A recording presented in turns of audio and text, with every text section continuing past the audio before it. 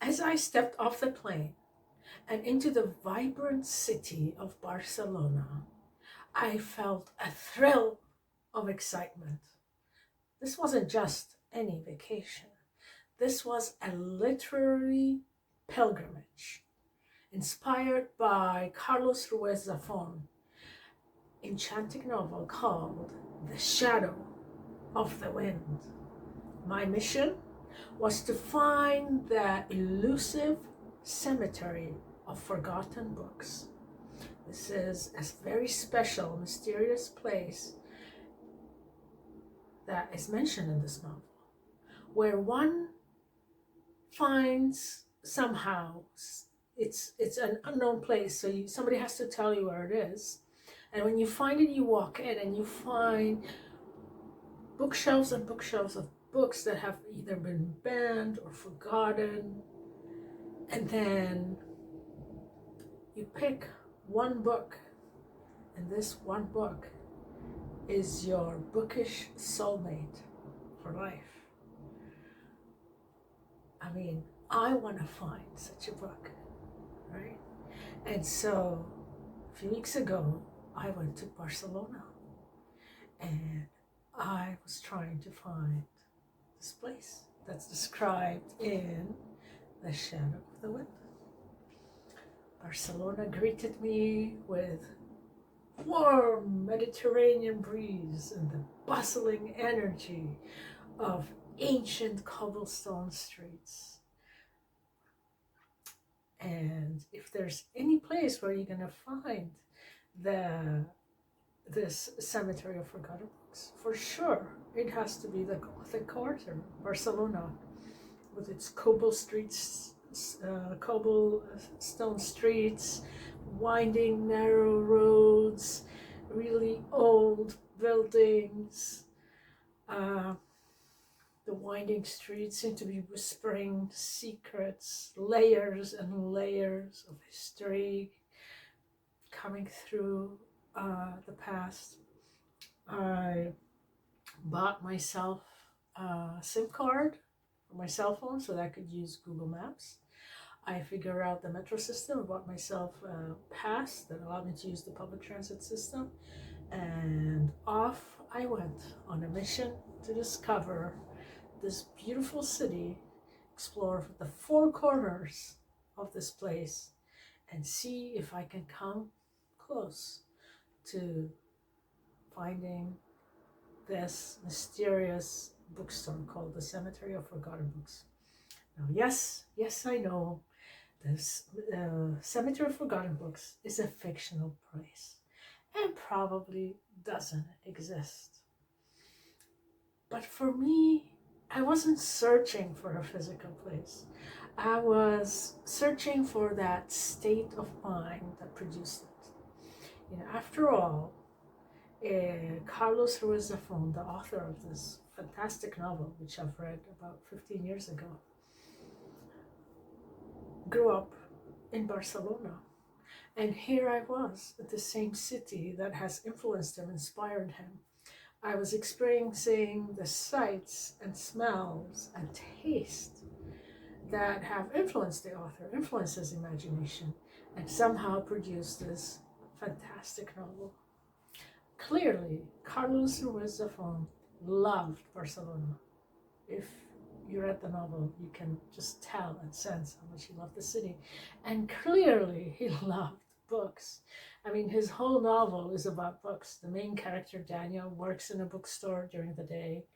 And there's this mystery bookstore that he goes and discovers. And there are all these characters that are somehow in love with books or hate books or have a reaction to books. So clearly the author loved books, and therefore he wrote a novel that has a novel inside it. It's a novel about a novel, right? It's about this mysterious books, and then there are all these events that happen around it, and it's about this character who gets this book and is trying to decipher its secret and how it was written and why so many people have a strong reaction to it. It's a story within a story. And so my first stop was the Gothic quarter. It's a labyrinth of cobble streets and hidden courtyards. And as I walked around, I imagined Daniel, the main character, walking beside me, and we are exploring the city together. And one of my favorite pastimes, whenever I travel anywhere, is I just allow myself to get lost. I just walk around and wander about and let my feet take me where they want to take me. And along this journey in Barcelona, I by accident came across several bookstores. And I'm one of those people who loves walking to bookstores, even in foreign countries where I don't speak the language. And so I derive pleasure from just looking at books. And in all these bookstores, I would wander about, I would look, I would browse, I would touch. But in the end, I couldn't buy anything because everything I saw was either in Catalan or Spanish. So I wouldn't be able to read it, so therefore I did not buy anything. However, my friends who live in Barcelona very generously and very thoughtfully and very unexpectedly gifted me two books. I didn't walk away from Barcelona empty-handed. I received, by gift, two books. One is Homage to Catalonia, Homage to Catalonia by George Orwell. Yes, George Orwell, famous for Animal Farm in 1984. And this is one of the books I received. I'll read you the description, sounds quite intriguing. After traveling to Spain at the end of 1936, with the intention of working as a correspondent for a British socialist newspaper, 33-year-old George Orwell decided to join the Republican efforts to overturn Franco's nationalists in the Spanish Civil War. Having enrolled in the POUM militias, the young writer was soon forced to experience firsthand the hardships and dangers of trench warfare before becoming involved in the Barcelona May Day street fighting and nearly being killed by a bullet in his return to the front line. Orwell's initial idealistic dreams of a victorious fight against fascism were gradually tainted by doubt and disillusionment as the divisions and infighting within the Republican coalition became apparent. Post-war, part-war memoir, part track, part expose, Homage to Catalonia is a pivotal work in Orwell's oeuvre and a key to understanding his political ideas and commitment to the socialist cause. Rejected by Orwell's long-standing publisher, Gollancz, on political grounds, it is here presented in its original version as published by Secker and Warburg in 1938. I mean, this sounds like a book that might fit in the Cemetery of Forgotten Books. So I'm looking forward to reading this. It's quite intriguing. And the second book I received as a gift from my friends in Barcelona is this one. It's called Barcelona Bestiary. And it's poems by Joseph Carner, and it's translated by Mary Ann Newman. And the back blurb says, a book for readers of all ages, with 41 poems by Joseph Carner, translated for the occasion by poet Mary Ann Newman, and illustrated with magnificent photographs of the same animals, which sculpted and rendered in scarafito or wrought iron, I don't know what that is, can be found on the facades, railings, and fountains, and in the gardens of Barcelona. Arguably the European city with the most extensive and complete bestiary, which can be enjoyed during a leisurely stroll. Barcelona Bestiary also includes plans showing the location of the animals and text by Marta Luna, which help put the images in context. And inside there's all kinds of very interesting photographs and images. Again, I mean, this might be a book that might belong in the Cemetery of Forgotten Books. I don't know, but I'm looking forward to reading it. I have 2 other novels I need to finish before I start getting into these books. So, on a side note, while I was in Barcelona, I was there for 2 weeks. There was one thing that really caught my eye, and that is the number of flags of Palestine spotted everywhere. I spotted at least one every single day. You know, I've spotted flags of Palestine hanging from balconies, printed on banners, on posters, painted in graffiti. There was one particular graffiti that's quite spectacular. And initially I thought I was photographing all those things, and eventually I just stopped because there were too many.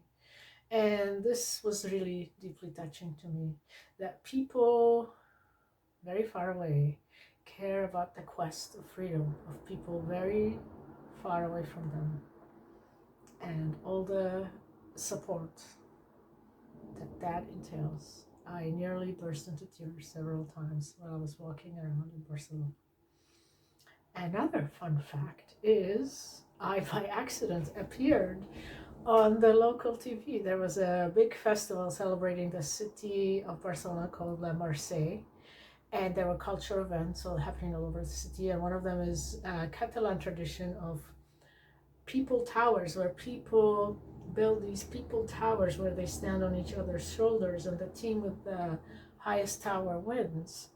And funny fact is our friends who were watching TV spotted us on TV and sent us the link and told us, hey, you are on TV right now. Which was kind of funny and interesting. Protagonistes ja, Antoni Comas, com estàs, Toni? Benvingut. Què tal? Doncs una plaça a rebentar ara mateix, la plaça de Sant Jaume de Barcelona, amb les 3 colles que han entrat ara mateix. Totes 3 són a plaça, començarà amb un cert retard aquesta diada de la Mercè de Colles Convidades, amb 2 colles convidades, les joves de Valls i els Minyons de Terrassa, amb una intenció similar, en aquest cas de tripleta vilafranquina per part de la colla joves, que començarà amb el 3 de 9, la seva intenció també és fer el 4 de 9. I have been in Spain many times in the past. I was in Spain several times as a child on holiday with my family. I've been in Spain as a grown-up on my own, pursuing my flamenco dance dream.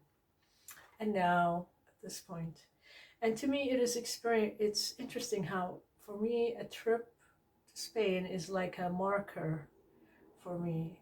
I can't help but reflect on how I have changed each time I go there. I reflect on the woman who was there, a decade earlier, and how my experience of the place changes each time I go there because I have changed. And this is a topic I need to do more reflection on. I need to think more about. And in fact, it was about 15 years ago that I discovered the shadow of the wind. I was in Seville taking flamenco dance classes, and I noticed in all the bookstores there was a specific book that was at the forefront in all the window displays, and clearly this book was very popular.